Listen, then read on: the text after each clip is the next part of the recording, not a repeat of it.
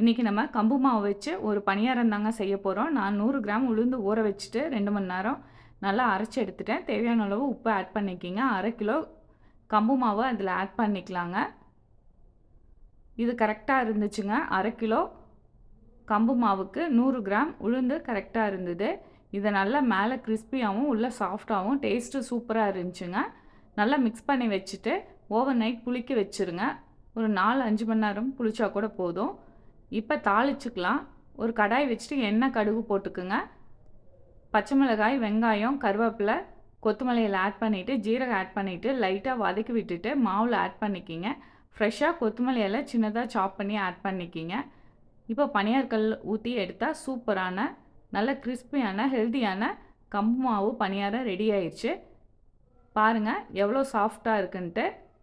மேலே கிறிஸ்பியாகவும் உள்ள சாஃப்டாகவும் இருக்குது. கண்டிப்பாக ட்ரை பண்ணி பாருங்கள். உங்கள் ஃப்ரெண்ட்ஸ்க்கு